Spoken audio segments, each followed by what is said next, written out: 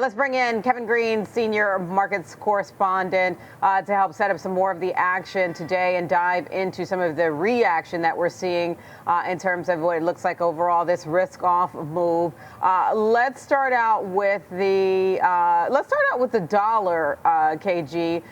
We're seeing that above or around 109 right now. Talk to us about the impact and what your takeaways are there.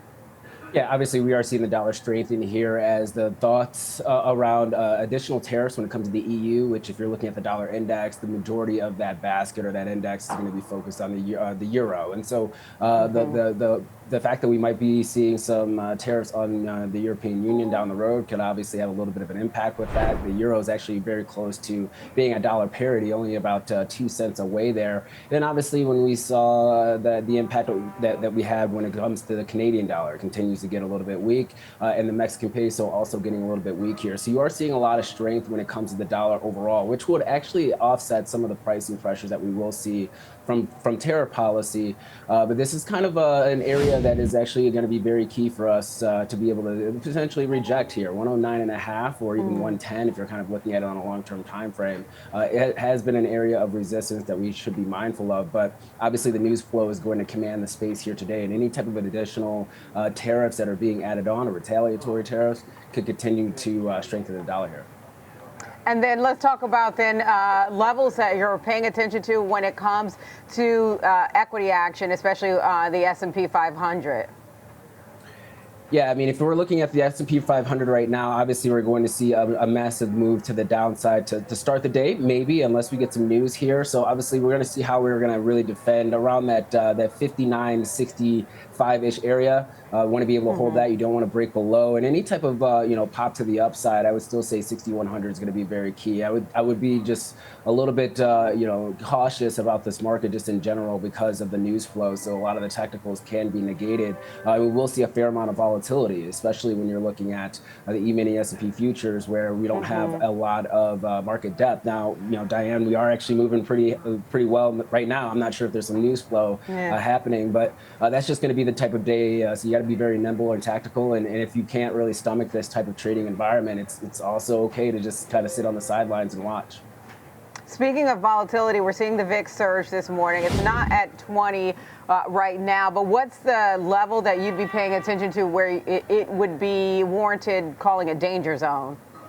I would say anything about 28 would be kind of a little bit of a cause for concern. And actually, when you're looking at the move in the VIX, even though we saw these, the drawdown overnight, and even what we saw on Friday, the VIX actually hasn't ratcheted up that aggressively here. So I think the market is really trying to price in that this is going to be maybe short-lived, and that the front end or the near-term expirations are really going to see the bulk of the flows when it comes to hedging activity, and not so much on the longer end or longer duration options. So 28 would be that key area. But once again, we're not even above 20 right now, with the S&P 500 down about 1.4%. So we're actually holding in pretty well. And actually, if you're looking at the overnight session, we've been holding up pretty well. I mean, given the headline risk that we had, I think a lot of investors and traders were looking at more than a 2.5% move to the downside for the S&P 500, and that just has not been the case. So we continue to show a lot of resiliency here when it comes to the broader market, and hopefully that's going to hold up. Obviously, we have some headwinds right now, but longer term, this actually looks pretty good if we're going to be able to hold here. Interesting. It does feel like there's overall clearly a repricing happening. When you think about the action in fixed income, yield on the 10-year down about 5 basis points, what do you make of that reaction?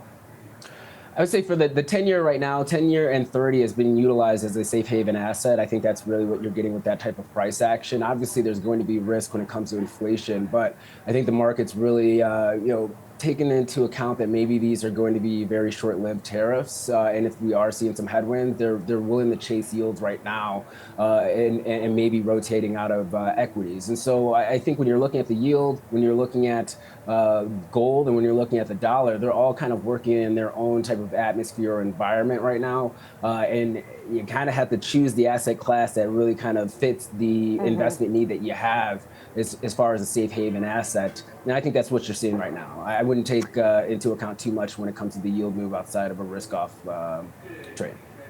Okay, let's talk a little bit about oil prices. We're seeing crude jump about 2% right now, trading above $74 a barrel. Obviously, that seems like it makes sense that it's being hit off the back of these tariffs, especially when you consider the relationship with Canada. And the fact that we import some oil from there, but the tariffs are not as big on that sector, right? It's expected to be 10%. So talk to us about the impact that you're taking away there. And even this short-lived, I wonder why the market thinks that it will be short-lived, KG. Well, because this is a very unusual use of tariff policy, right? We've never seen this before. So obviously this is a campaign promise that's being followed through upon right now. But I think the market's also taking into account that we will have some concessions when it comes to Mexico, as well as Canada. Look, on the oil trade, it's going to be very interesting. Right now, you're seeing a little bit of a pop when it comes to oil, but on the demand side, we're not seeing a lot.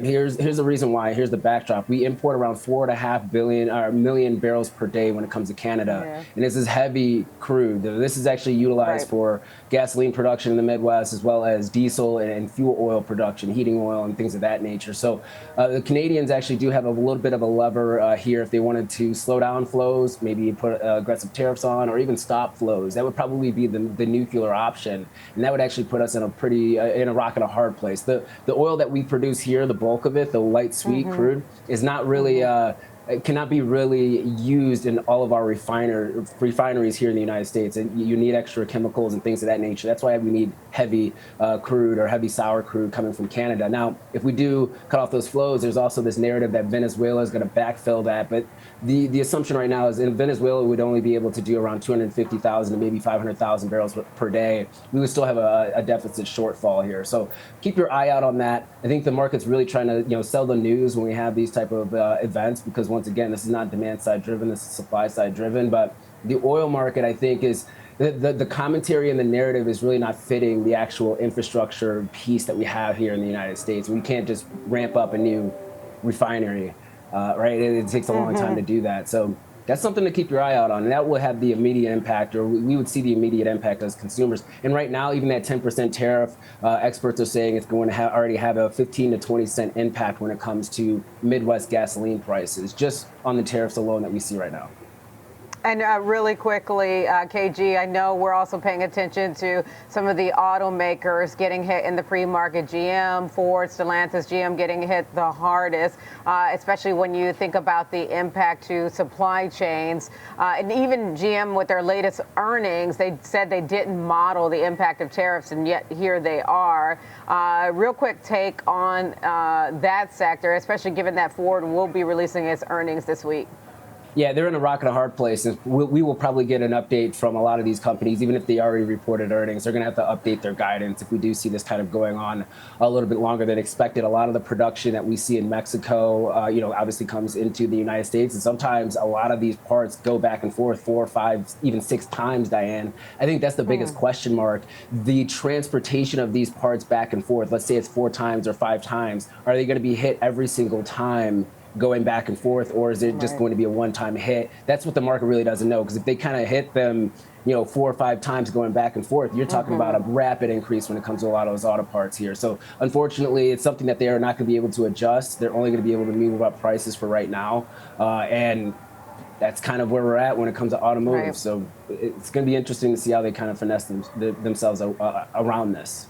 Yeah, that would be a lot if it's a back and forth hit. Certainly something to watch, and we'll want to hear more about the actual execution of these tariffs now that we've gotten some of the news on the sequencing. Kevin Green, senior markets correspondent, thanks a ton for the setup for today.